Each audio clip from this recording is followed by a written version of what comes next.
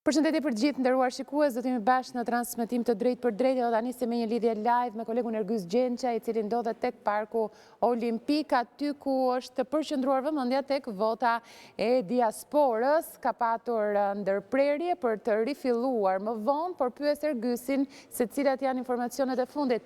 Ergyz, përshëndes, linja për ty.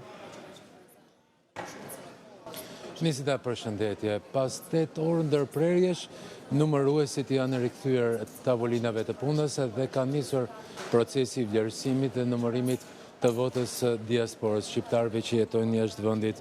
Deri në këtë momente kanë kaluar për vlerësim dhe numërim 80.691 flet votimi nga vota diasporës nga rreth 195.000 që janë në total.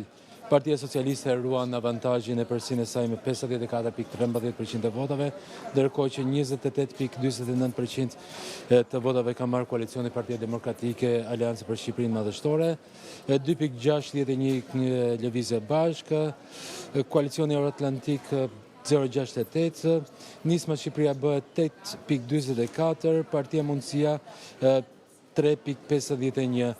Nisit në varësi të votës së diasporës dhe deri kur të përfundoj procesi i numërimit të votave të diasporës pritet ende disa ditë, por kjo votë e diasporës mundet të ndikojë edhe në ndarjen e mandateve, mundet të kemi një lëvizje të mandateve nëse do të kemi duhen disa vota shtesë për mandatin në qarkun e Tiranës, nëse Partia Demokratike do të mbetet me 13 mandate apo do të kalojë me 14 mandate, nëse Partia Mundësia do të mbetet me 2 mandate apo mandati i saj do të kalojë Partisë Demokratike. Pra është një garë tek vota diasporës mes dy subjekteve politike.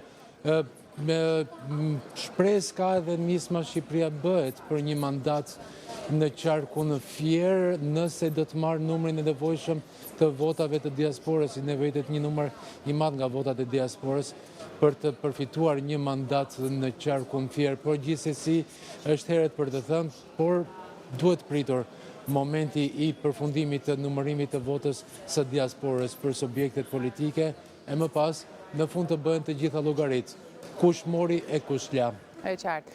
Mirë, faleminderit Ergyz për informacionin që përcolle, për këtë përmbledhje deri tani ishte Ergyz Gjença, i nderuar shikues nga Parku Olimpik.